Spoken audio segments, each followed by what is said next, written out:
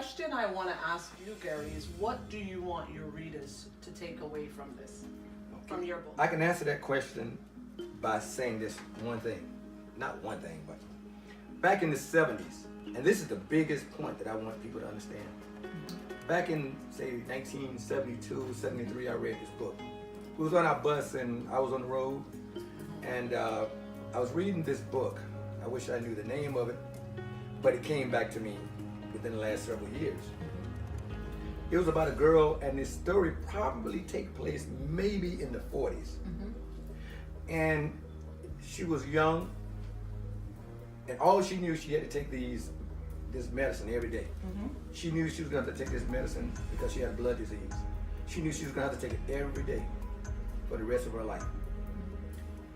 Around the area of the 50s seemed to be, maybe with the 60s. She went away to college, and she fell in love with this girl. She started having what she thought was a lesbian relationship with this girl. She got sick, had to have an operation. And that's when, during the operation, she realized that she was, heck, more male inside than female. Okay. So she went to her parents to find out what took place. What happened was that when she was born, she came into the world as a hermaphrodite. And the doctors, and this was back in the 40s when it was a little bit different. Okay. So she ended up, I guess they called her parents into the room. They chose girl. Nature took over, and the chromosomes or whatever it is that make you into who you are took over inside. And even though and the pills apparently was like hormone pills, hormones or estrogen or whatever they use. She found out that she was more male inside than female. So it wasn't the fact that she was a lesbian. She was attracted to what was natural to her to be attracted to.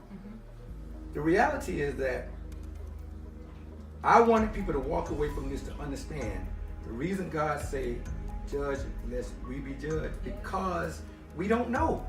Since you don't know who a person is, you gotta love them. Say it again, Jay. Because you don't know. I challenge any pastor, anybody, Thank you. to tell you who somebody really is. They personally know, and they can phone up God and say this and that. I'll slap them myself because you know it's a lie. They don't know. Don't know. That's why God say do not judge anybody or anything, because you don't know. And since you don't know, love that person like God told you to love.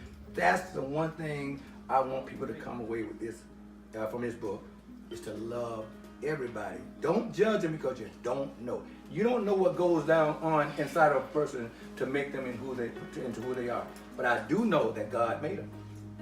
So that's what I want you to walk away with, knowing that one thing, and it'll make you treat people better. Wow, that is one powerful statement. One powerful statement.